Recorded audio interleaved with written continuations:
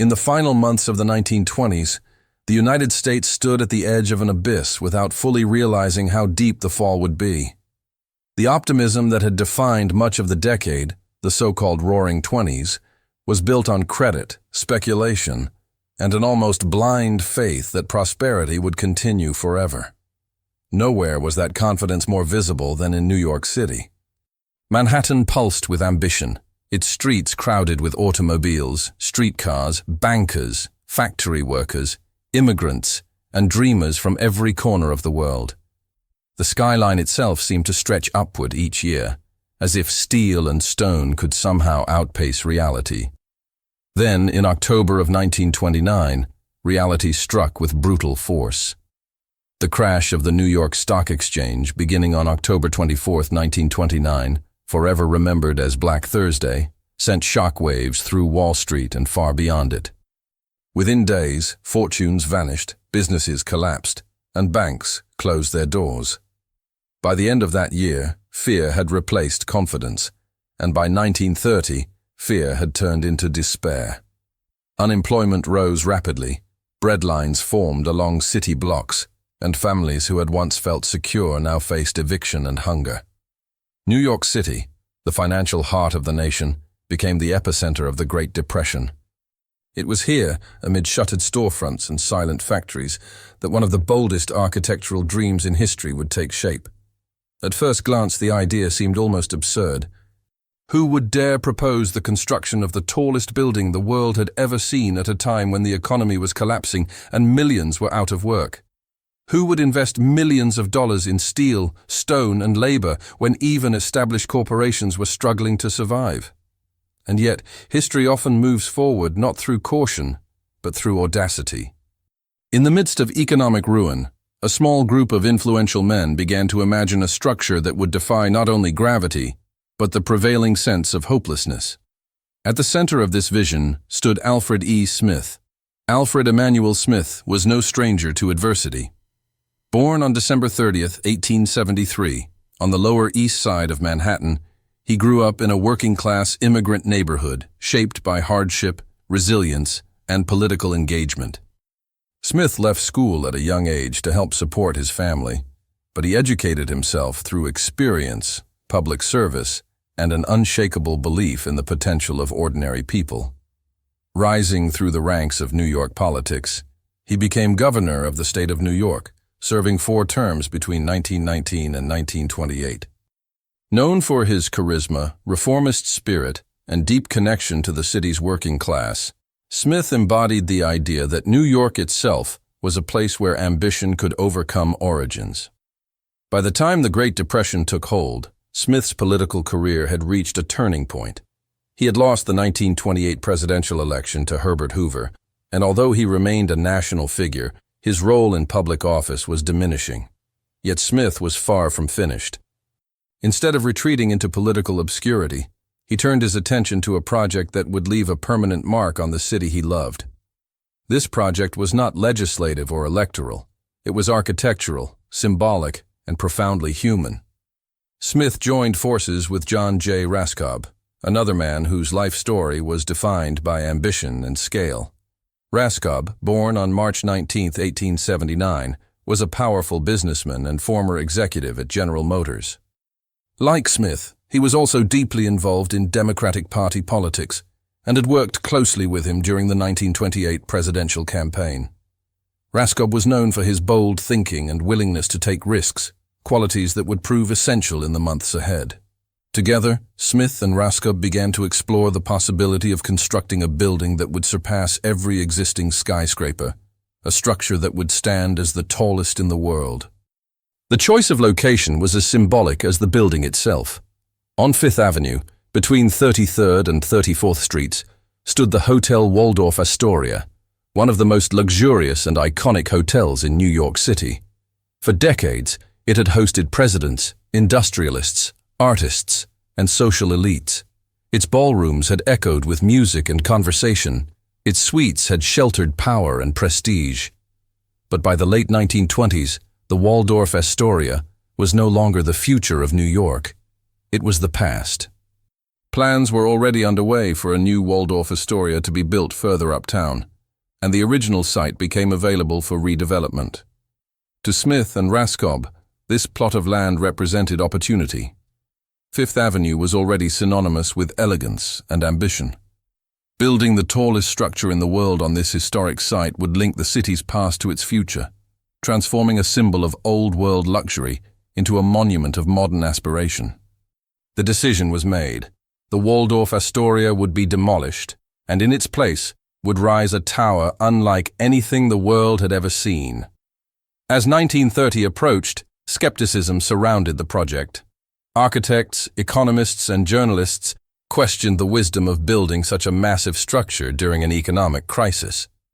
Some critics derisively referred to planned skyscrapers of this era as empty monuments, predicting they would stand half vacant for years.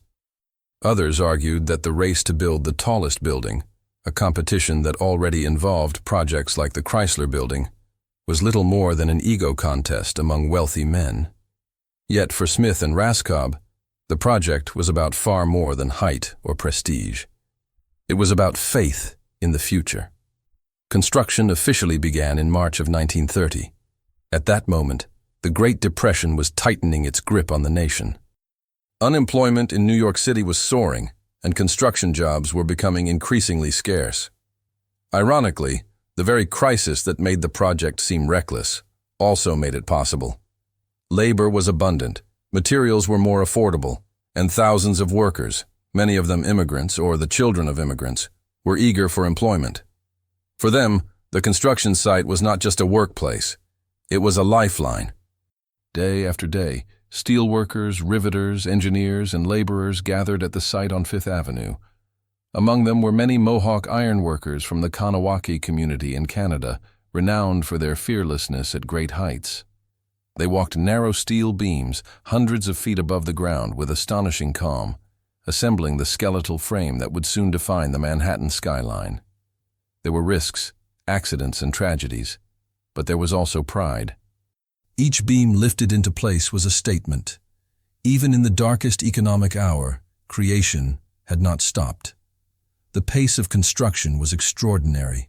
Advances in engineering, logistics, and project management allowed the building to rise at a speed that stunned observers. At its peak, the structure grew at a rate of several floors per week. Newspapers reported on its progress with a mix of awe and disbelief. Photographs captured workers eating lunch atop steel girders, the city sprawling beneath them like a living map. These images would later become iconic representations of human courage and industrial might. For Alfred E. Smith, the project was deeply personal. He became the public face of the building, promoting it not as a luxury for the wealthy, but as a beacon of hope for the nation. In speeches and interviews, he emphasized that the tower represented confidence in American ingenuity and resilience. At a time when despair threatened to define an entire generation, the building offered a different narrative, one of defiance against circumstance. The structure that emerged from the former Waldorf Astoria site was not merely tall, it was purposeful. Every design decision reflected a desire to balance beauty, functionality, and symbolism. The building's setbacks gave it a distinctive silhouette, rising in stages toward the sky like a modern ziggurat. Its limestone facade conveyed solidity and permanence, while its Art Deco details spoke to the optimism and forward-looking spirit of the era. This was not a building meant to hide from hardship. It was meant to confront it. As months passed and the tower climbed higher, it began to dominate the skyline. It surpassed the Chrysler Building, securing its place as the tallest structure in the world. For New Yorkers, seeing the building rise was a daily reminder that the city, though wounded, was not defeated. It stood as a challenge to the economic forces that had brought so much suffering, a declaration that progress would continue, even when logic suggested otherwise. When the building was completed, it did not immediately fulfill its commercial expectations. Many offices remained empty, and critics were quick to point out the financial risks that Smith and Raskob had taken. Yet history would judge the project not by its initial occupancy rates, but by its enduring legacy. Over time, the tower became one of the most recognizable buildings on Earth, a global symbol of New York City and American ambition. Looking back, the decision to begin construction in March of 1930 appears almost miraculous. In an era defined by scarcity, the project represented abundance of vision. In a time marked by fear, it embodied courage. Alfred E. Smith, John J. Raskob, and the thousands of workers who brought the structure to life did more than build a skyscraper. They created a narrative of resilience that continues to inspire generations. The birth of this giant amid chaos was not an accident of history. It was the result of human determination, shaped by specific people, places, and moments. New York City, battered by the Great Depression, became the stage for an act of collective defiance. Fifth Avenue, once home to a grand hotel, transformed into the foundation of a new icon. And Alfred E. Smith, a man shaped by the streets of Manhattan and the struggles of ordinary citizens, found a way to turn economic tragedy into a symbol of hope that would pierce the sky. In the end, the tower's greatest achievement was not its height, but its meaning. Rising from the ruins of financial collapse, it proved that even in the darkest chapters of history, humanity retains the power to imagine, to build, and to believe. The story now rises from the streets and foundations into the open air, where steel met sky and human ambition confronted its own limits. Once the decision was made and the site on Fifth Avenue cleared, there was no hesitation. From the very beginning, the construction of what would become the Empire State Building was driven by an almost obsessive urgency. Time was not merely money, time was prestige, victory, and survival in a city locked in a silent race for supremacy. In early 1930, as the scars of the Great Depression deepened across the United States, the construction site in Midtown Manhattan became a paradox. While factories closed and unemployment lines stretched for blocks, this single plot of land pulsed with relentless activity. Day and night, men worked under floodlights, the sound of rivet guns echoing through the avenues like metallic thunder. The goal was unprecedented: to complete the tallest building in the world in record time. And astonishingly, that goal would be achieved in just 410 days, an achievement that stunned engineers, architects, and the global public alike. At the heart of this extraordinary feat stood architect William F. Lamb, a key figure at the firm Shreve, Lamb & Harmon. Lamb was not yet a household name, but he was a meticulous designer with a deep understanding of both aesthetics and engineering efficiency. His task was immense. He was asked not only to design a skyscraper taller than any that had come before, but to do so in a way that allowed for rapid construction, structural safety, and long-term functionality. Lamb approached the project with a pragmatic brilliance, favoring clean lines, modular repetition, and a stepped design that complied with New York City's zoning laws while giving the building its iconic vertical rhythm. The design was finalized with remarkable speed, even as construction was already underway. This overlap between planning and execution was risky, but it saved precious time. Every detail, from the steel framework to the placement of elevators, was calculated to eliminate delays. The building was, in many ways, a machine for speed. Prefabricated components arrived at the site precisely when needed. Materials flowed through the project like blood through veins, guided by an organizational system that was revolutionary for its time. Yet behind this triumph of engineering lay a human story marked by sacrifice, danger, and silent suffering. Thousands of workers passed through the site during those 410 days. They came from many places and backgrounds: European immigrants fleeing poverty and instability, American laborers desperate for work, and members of the Mohawk Nation, whose reputation for fearlessness at extreme heights had already made them legendary in the world of skyscraper construction. Many Mohawk ironworkers traveled from Kanawake, a community near Montreal, crossing borders to work hundreds of feet above the streets of New York. These men became the backbone of the steelwork. With little more than balance, experience, and nerve, they walked along narrow beams suspended in the air, often without safety harnesses, securing the skeleton of the building piece by piece. To onlookers below, they appeared almost unreal, tiny figures against the sky, moving calmly where one misstep could mean death. For them, however, this was not spectacle. It was labor, necessity, and pride. The risks were constant and unforgiving. Safety standards in the early 1930s were minimal by modern definitions. Hard hats were rare, harnesses almost non-existent. Falls, injuries, and accidents were part of daily life on the site. While official records list relatively few deaths, historians widely acknowledge that many incidents went undocumented or were quietly absorbed into the statistics of the era. In the rush to build faster than anyone had ever built before, human cost was often treated as an unfortunate but acceptable consequence. The pace itself bordered on the inhuman. Workers labored long hours, driven by schedules that left no room for hesitation. Entire floors were completed in a matter of days.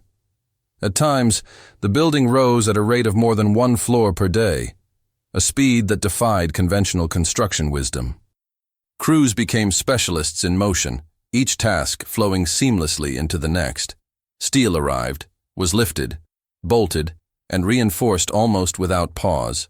Elevators were installed, even as higher floors were still being framed above them. This urgency was fueled not only by efficiency, but by rivalry. Looming over the project was the Chrysler Building, completed in 1930, and briefly crowned the tallest building in the world. Its gleaming spire had captured international attention, symbolizing the glamour and ambition of New York.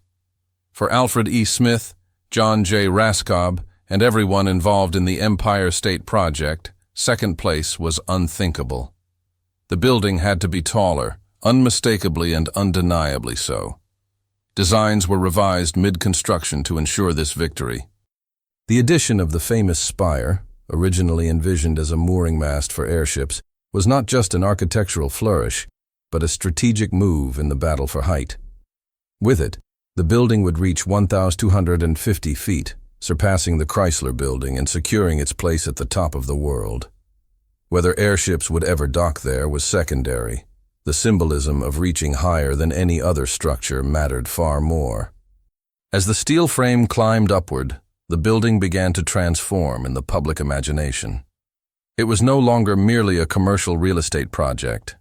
Newspapers around the world followed its progress, publishing photographs and stories that blended awe with disbelief. In a time when despair dominated headlines, this rising tower offered a different narrative, one of motion instead of stagnation, construction instead of collapse. For the workers, however, the symbolism was less abstract. Each day was a negotiation with gravity and exhaustion. Lunch breaks were taken seated on beams hundreds of feet above the ground, legs dangling over the void. The now iconic image of workers eating in the sky captures both the bravery and the vulnerability of these men. They were building a monument to human ambition, yet they themselves remained largely anonymous, their names lost even as their labor shaped history. William F. Lamb and the engineers watched this process with a mixture of pride and tension. Every successful day proved the soundness of their calculations. Every accident reminded them of the fragility underlying the achievement. The building was a triumph of coordination, but also a reflection of an era in which speed and progress often outweighed considerations of safety and human well-being. As the final floors were completed and the spire crowned the structure, the Empire State Building ceased to be just a construction site. It became a declaration. It stood as proof that humanity could push beyond perceived limits. Not only technological ones, but psychological and symbolic boundaries as well. In the depths of economic catastrophe, when logic suggested retreat and restraint, this building proclaimed expansion and audacity. By the time construction ended in 1931, the world looked upon the Empire State Building with a mixture of admiration and unease. It was magnificent, yes, but it was also a reminder of the cost of greatness. Steel, stone, and glass had risen toward the heavens, but they had been lifted by human hands, human courage, and human sacrifice. In this phase of its story, the Empire State Building became more than architecture. It became a challenge thrown directly at the limits imposed on mankind by fear, gravity, and circumstance. Rising above New York City, it declared that even in an age of suffering and uncertainty, the human spirit could still reach for the sky and, astonishingly, touch it.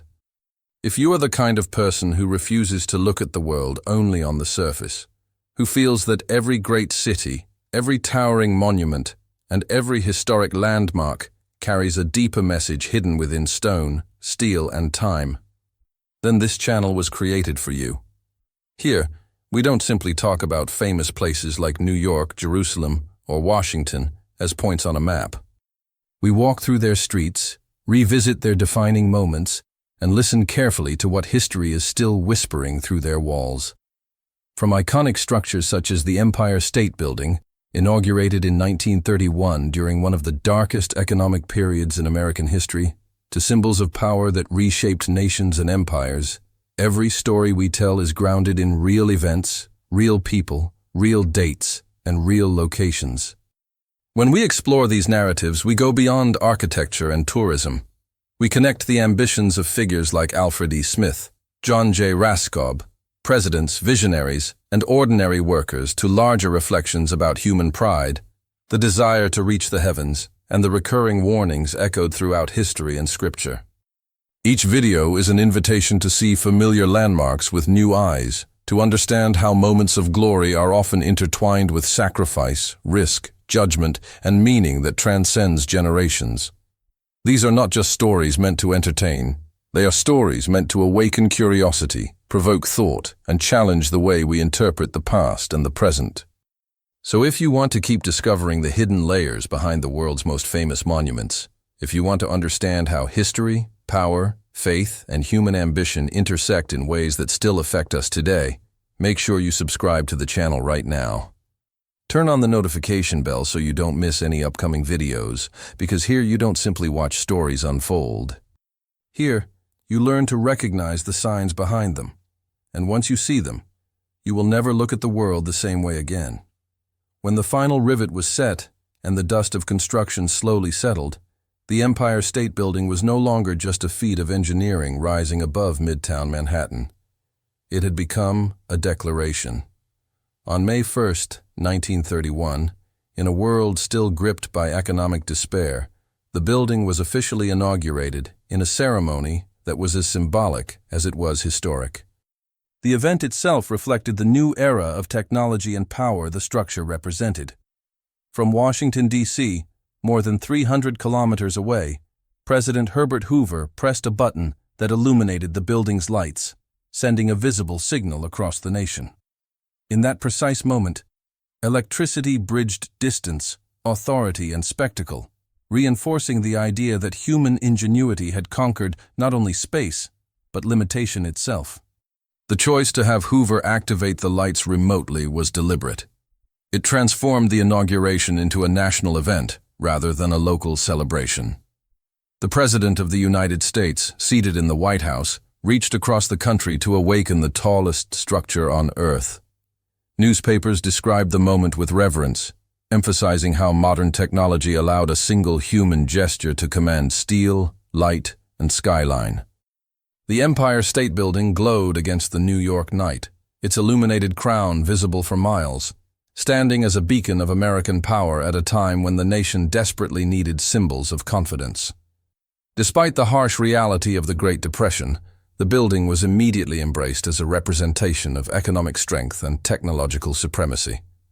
It suggested that the United States, even wounded, remained capable of extraordinary achievements. Wall Street had collapsed, factories had closed, and millions were unemployed, yet here stood a tower taller than any structure humanity had ever built. To many, this contrast did not feel contradictory. It felt defiant. The Empire State Building was interpreted as proof that progress could not be stopped, that ambition could outpace adversity. As its silhouette became permanently etched into the New York skyline, the building took on meanings far beyond its original commercial purpose. It came to embody the idea that human beings, through intelligence and will, could overcome natural limits, Steel replaced stone, elevators replaced stairs, and height itself became a measure of dominance.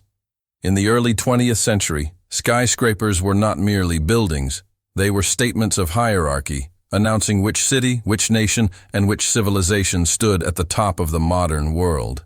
In that contest, New York emerged victorious. The Empire State Building quickly established itself as the ultimate symbol of this supremacy. Tourists traveled from across the United States and from overseas to gaze upward from Fifth Avenue, or to ascend to its observation decks. From those heights, the city appeared almost miniature, streets forming patterns below, rivers framing the island of Manhattan like natural borders of an empire. The view reinforced a powerful psychological message. Humanity was no longer confined to the ground. The sky, once reserved for birds and the divine, now belonged to engineers, financiers, and visionaries. Yet beneath this celebration of achievement lay a deeper, more unsettling symbolism, one that echoed ancient warnings. Long before steel towers pierced the clouds, human ambition had already sought to challenge the heavens. In the book of Genesis, chapter 11, the story of the Tower of Babel describes a unified humanity, determined to build a structure with its top in the heavens, driven by the desire to make a name for itself and avoid being scattered across the earth. The biblical narrative presents this ambition not as progress but as pride, an act of defiance against divine order. The parallels are impossible to ignore. In Babel, humans spoke one language and believed nothing was beyond their reach. In New York, centuries later, technology replaced bricks and electricity replaced mortar. But the underlying impulse felt strikingly familiar. The Empire State Building, reaching higher than any tower before it, symbolized the same declaration: that mankind could touch the sky, command nature, and assert supremacy through its own creations. For many observers, the building embodied confidence and triumph. For others, especially those attuned to biblical symbolism, it carried an undertone of warning. The very phrase often associated with the skyscraper, touching the sky, mirrored the ancient language of Babel. The difference was not intent, but method. Where Babel rose through collective unity and raw ambition, the Empire State Building rose through industrial might, capital power, and technological mastery. Both reflected a moment in history when humanity believed its ascent had no ceiling. New York City itself became the modern equivalent of a global crossroads, much like ancient cities that once symbolized human dominance. By the early 1930s, New York was no longer just an American city. It was a global capital of finance, culture, and influence. The Empire State Building stood at its heart, visible proof that this city had surpassed London, Paris, and Berlin in the race for modern relevance. Its height was not merely architectural, it was ideological. The building's presence reshaped how the world perceived the United States. Foreign newspapers described it as an embodiment of American excess, innovation, and confidence. It represented capitalism reaching upward, asserting itself physically against the horizon. At a time when other nations struggled to rebuild after World War I or faced political instability, the Empire State Building projected stability, order, and control. It suggested that America's future was vertical, limitless, and inevitable. Yet the Bible's warning in Genesis does not condemn construction itself, but the arrogance that can accompany it. The story of Babel ends with humanity scattered and languages confused, a reminder that unchecked pride leads to division rather than unity. In this light, the Empire State Building can be seen as a mirror held up to modern civilization, reflecting both its brilliance and its vulnerability. It asked an unspoken question: how high can humanity rise before forgetting its own limits? As the years passed, the building endured wars, economic cycles, and cultural shifts. It remained standing while empires fell elsewhere, reinforcing its mythic status. But its symbolism evolved. What once represented economic dominance gradually became a monument to human aspiration itself, both noble and dangerous. It inspired generations to dream bigger, while also serving as a silent reminder of the fine line between confidence and arrogance. The moment Herbert Hoover illuminated the building from Washington was more than a technological spectacle. It was a declaration that distance, scale, and even the sky could be conquered. In that instant, the Empire State Building transformed from steel and stone into an idea. It became a modern altar to human capability, standing where ambition and belief intersect. In the heart of New York, beneath the glow of its lights, humanity celebrated its power. But echoing through history, from the plains of Shinar to the avenues of Manhattan, remains the ancient question posed by the Tower of Babel, not whether humans can reach the heavens, but whether they should forget what grounds them. The Empire State Building, magnificent and towering, continues to stand as both an achievement and a warning, a symbol of how far humanity can rise, and a reminder of the humility required to endure. As the decades passed and the initial glow of triumph faded, the Empire State Building entered a different chapter of its existence, one marked not by celebration but by reflection. What once stood purely as a symbol of victory, speed, and human supremacy gradually began to absorb darker meanings, shaped by tragedy, coincidence, and the unsettling feeling that structures built to challenge the heavens often attract moments of profound reckoning. The concrete skies of New York, once seen as proof of limitless ascent, would now witness events that forced humanity to look downward again, toward humility, vulnerability, and judgment. One of the most shocking moments in the building's history occurred on July 28, 1945, a date that forever altered how the Empire State Building was perceived. World War II was nearing its end, and New York City was shrouded in thick fog that morning. Visibility was dangerously low, and the city's towering skyline became a maze of invisible obstacles. At approximately 9:40 a.m., a U.S. Army Air Force's B-25 Mitchell bomber, piloted by Lieutenant Colonel William Franklin Smith, Jr., was flying over Manhattan. Disoriented by the fog and mistakenly believing he was clear of the city, Smith descended too low. Within seconds, the unthinkable happened. The aircraft slammed into the north side of the Empire State Building between the 78th and 79th floors. The impact tore a massive hole in the structure, instantly killing several people inside the building and igniting fierce fires fueled by aviation gasoline. Flaming debris rained down onto Fifth Avenue, and one of the plane's engines shot through the building, landing on the roof of a nearby structure. For a moment, the symbol of human dominance over the sky became a reminder of how fragile that dominance truly was. 14 people lost their lives in the accident, including the 3 crew members aboard the bomber and 11 civilians working inside the building. Among the most haunting stories was that of elevator operator Betty Lou Oliver, who survived a catastrophic fall of more than 70 floors when the elevator cables snapped due to the impact. Miraculously, she lived, a story that would become one of the most extraordinary survival accounts in recorded history. Yet even her survival could not soften the deeper message the event seemed to carry. The sky, once conquered, had struck back. The building itself, despite the damage, remained standing. Fires were extinguished, repairs were made, and operations resumed with astonishing speed. In practical terms, this resilience reinforced the Empire State Building's reputation as an engineering marvel. Spiritually and symbolically, however, the incident planted a seed of unease. A structure designed to dominate the skyline had been pierced by a weapon of war, descending from the very heavens it sought to reach. Over time, this tragedy became part of a broader narrative surrounding the building. As cinema, literature, and popular culture evolved, the Empire State Building increasingly appeared in stories of catastrophe and apocalypse. From classic monster films like King Kong in 1933, where a colossal creature climbs the tower before being destroyed by aircraft, to later depictions involving alien invasions, global destruction, and societal collapse, the building was repeatedly portrayed as a focal point of judgment.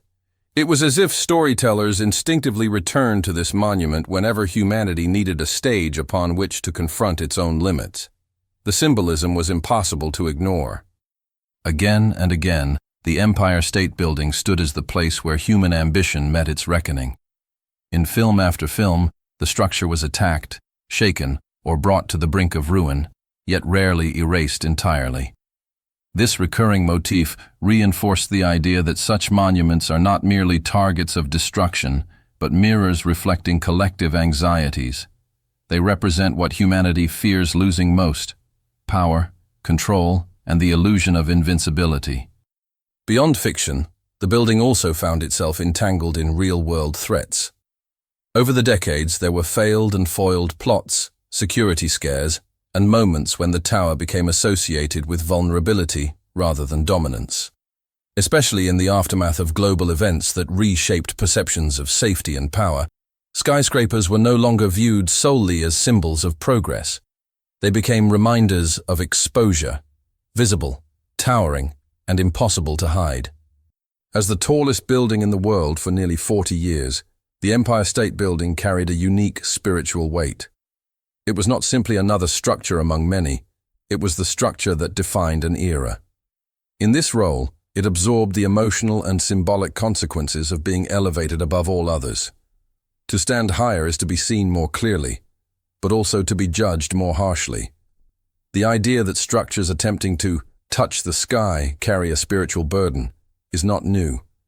Across civilizations, towers, temples and monuments reaching upward have often been linked to divine confrontation. From ancient ziggurats to medieval cathedrals, humanity has long sought elevation as a pathway to meaning, authority, or closeness to the divine. Yet history repeatedly shows that such efforts are accompanied by warnings, sometimes subtle, sometimes catastrophic. In this context, the Empire State Building can be interpreted not only as an achievement of engineering, but as a modern parable. Its rise during the Great Depression symbolized defiance. Its illumination by presidential command symbolized power.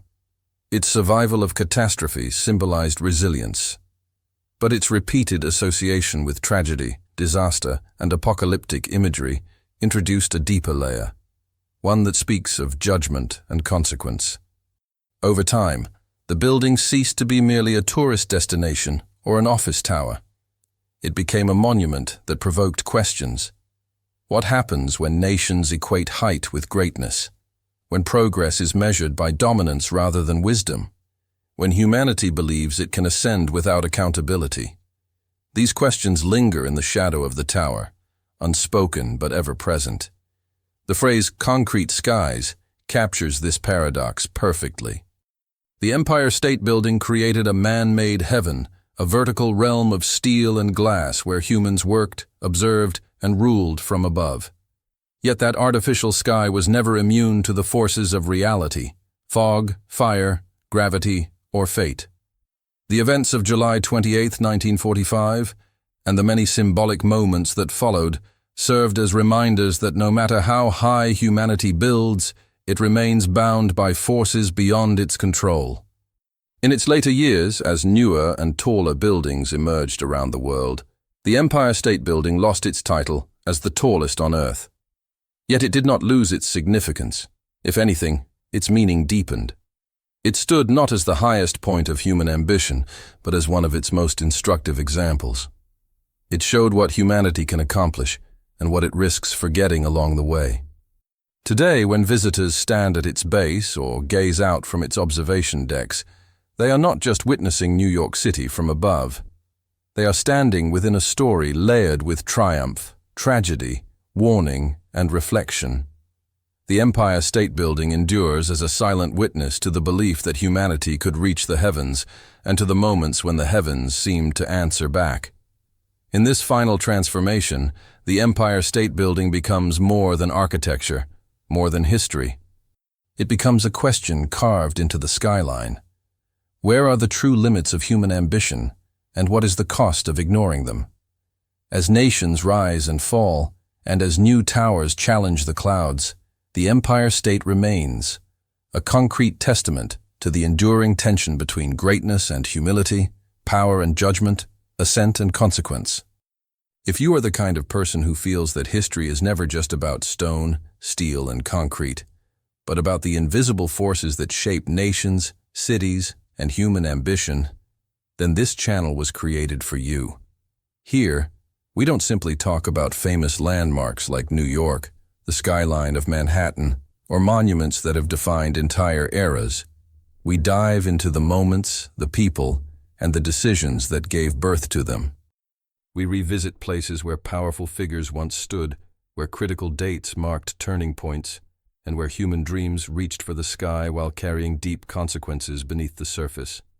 Each story connects real events, real locations, and real lives to reflections on power, pride, judgment, and legacy, inviting you to see the world with new eyes. By subscribing to the channel today, you become part of a journey that goes far beyond traditional storytelling. You won't just hear facts or timelines. You'll walk through history as if you were there, understanding why these monuments mattered then and why they still speak to us now. Activate the notification bell so you don't miss the next chapter, because every new video uncovers another layer, another hidden meaning, another sign waiting to be understood.